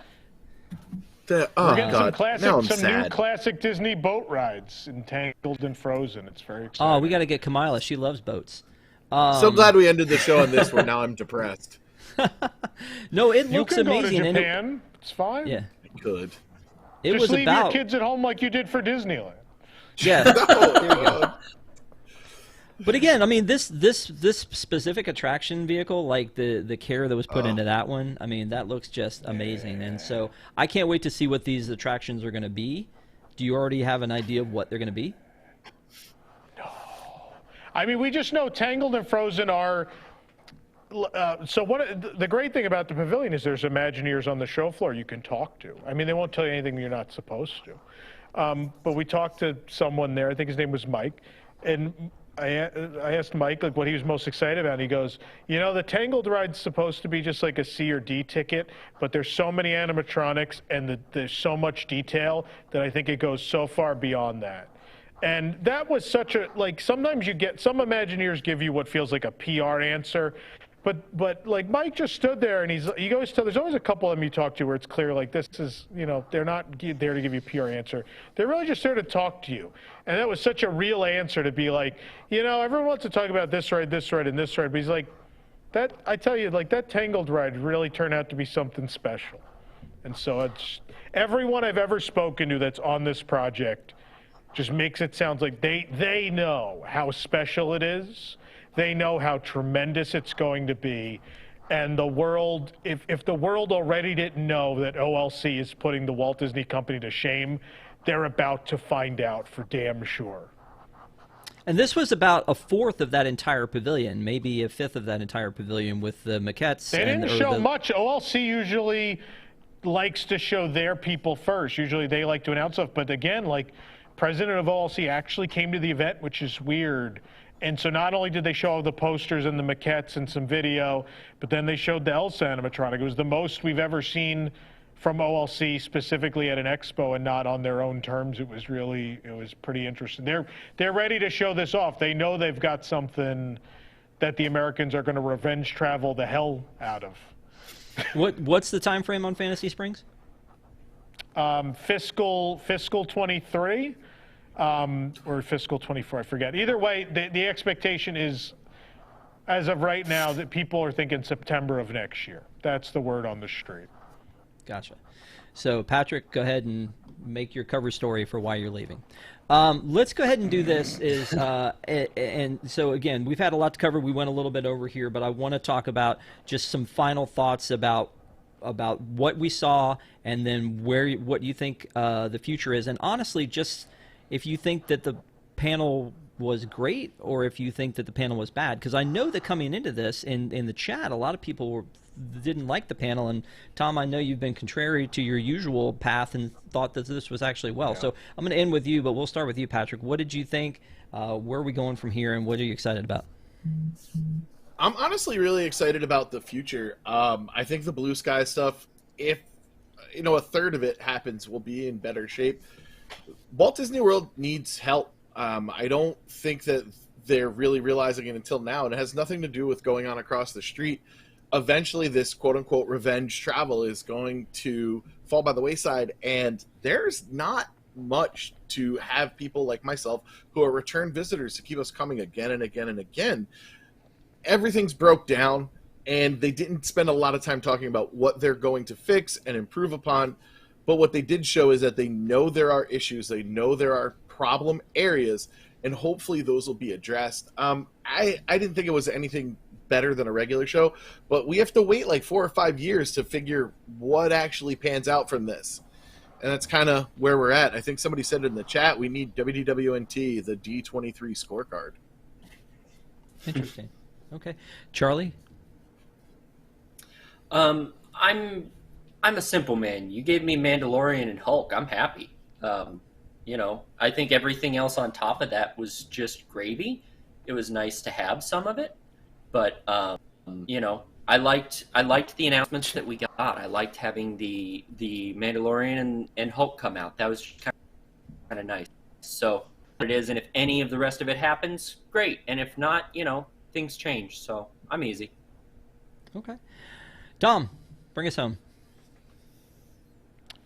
I think you got a lot that you asked for, and so I think, you know, I can't believe I'm going to say this. I think everyone's a little spoiled at this point. I think I have sat here since the last Expo, and everyone, we all complained about Enchantment. They're bringing back Happily Ever After. We complained about Harmonious. They're throwing it in the garbage. We said we want Figment. They're bringing us the meet and greet. We said we want the Hatbox Ghost. They're putting the Hatbox Ghost in. We said, oh, that Primeval World dirt patch looks awful. They showed us art for a replacement. Magic Kingdom's overcrowded. We're going to build 3 mini lands behind Big Thunder Mountain. What?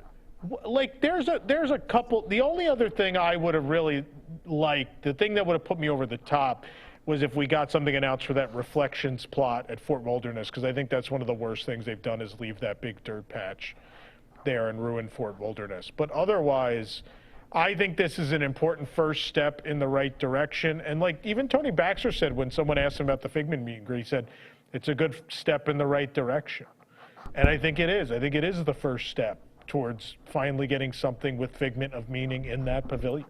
I think by next Expo, we could have that the same way we were shown all this blue sky art for these lands. I think the next Expo could be, you know, the next Expo could be People Mover and Figment. It could be this moment of apology, right? This important, like, these are the two things we offer to you, the Disney fan. These are the only two things that matter to you on West Coast. We know you want the People Mover back. Here's a version of it. And on the East Coast, we know all you want is Figment in a good ride. So we're going to give that to you. And that's it. We will all be placated at that point. All will be good. And I believe the moment is coming. I think this is very different than we felt coming out of Bob Chapek D23 presentations. And I don't think that's by accident. I think there's a turnaround coming. And I'm very hopeful that things are going to be very different the next 5 years than they were the previous 5. Okay, I'm down. Let's make it happen. Again, it's nice to hear you positive about it.